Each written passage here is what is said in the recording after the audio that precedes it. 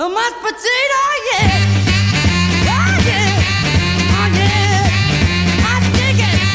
Hey, baby. Container shipping in the early 1960s shrank the Mersey docklands in Liverpool and put thousands out of work. However, they still loved to go dancing, and their choice in music was skiffle. Lonnie Donegan was the king of skiffle, and every band was playing skiffle because it was 3 chords and nothing fancy. Skiffle was a revival of American folk music. Artists like Pete Seeger, Lead Belly, and Woody Guthrie. Well, a young man in a hot rod. The Quarrymen, John Lennon's group before the Beatles, played skiffle. The Casuals, Chris Houston's group before The Undertakers, played skiffle. But she knows it's only putting on the style. Because early rock and roll from the United States was basically 3 chords, the British bands had no problem in absorbing and playing this new music. A music revolution was happening in Liverpool, and the Undertakers were at the center. Inside this room, they could jam 600 enthusiastic music lovers for lunchtime gigs and evening shows. On Thursday, February 9, 1961, the 5 original Beatles debuted at the Cavern Club. A headline ad for Bob's Vegas 5 was accidentally swapped from a funeral director's ad to make them the Undertakers. Promoter Brian Kelly dressed them in black and had them play the Death March to open the show. The Undertakers were a smash hit. The Undertakers were a dynamic live act and one of the few groups to have a sax player. Besides the Beatles and the Undertakers, the Cavern Club in 1962 featured many other up-and-coming future hitmakers. Brian Epstein signed the Beatles and wanted to sign the Undertakers. The Undertakers were managed by club owner Ralph Webster, which guaranteed work with Webster, so they declined Epstein's offer. It was a financial decision that made sense at the time, but one that would change the future of the Undertakers forever.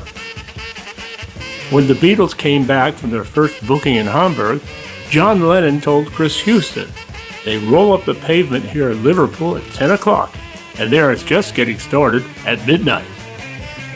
In August of 1962, the owner of the Star Club in Hamburg, Horst Fascher, came to Liverpool to see the Undertakers and asked if they could be in Hamburg in 2 weeks. They said, of course. At their summer gig in Hamburg, the Undertakers got to open for top American touring acts like Bill Haley and Little Richard. Watching these powerhouses perform helped improve their stage act considerably. With the Beatles' breakthrough, Liverpool was inundated with record company reps. The Undertakers were signed to Pie Records, and Tony Hatch, who produced Petula Clark, was their producer. Chris Houston recalls, "We were greeted by engineers in white lab coats, told where to stand, and they set our volume and tone for us. In 30 minutes, they had sapped all the excitement from our music."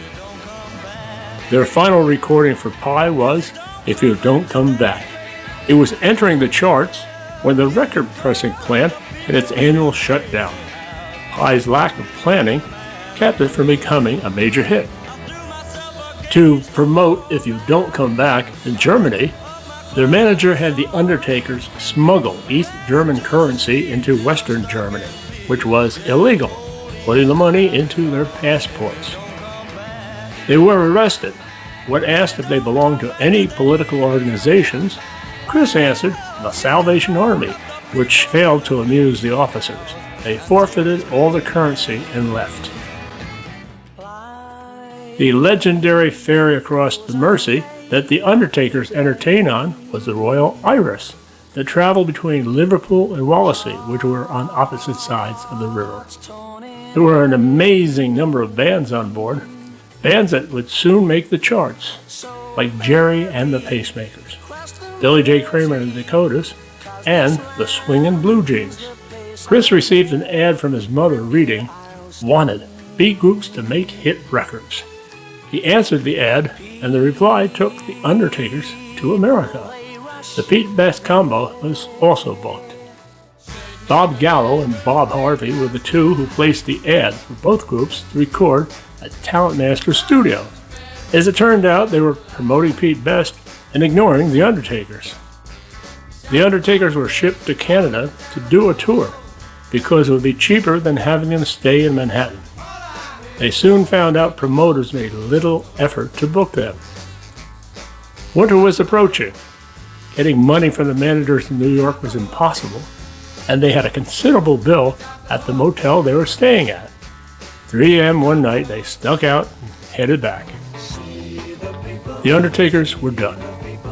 Brian Jones went home. Bugs Pemberton and Jackie Lomax joined American musicians John Cannon and Tom Conchetta to form the Lomax Alliance. Chris Houston became a studio engineer. Commenting on the critical career choice of The Undertakers, Chris Houston commented, "What would have happened if we had signed with Brian Epstein? Who knows?"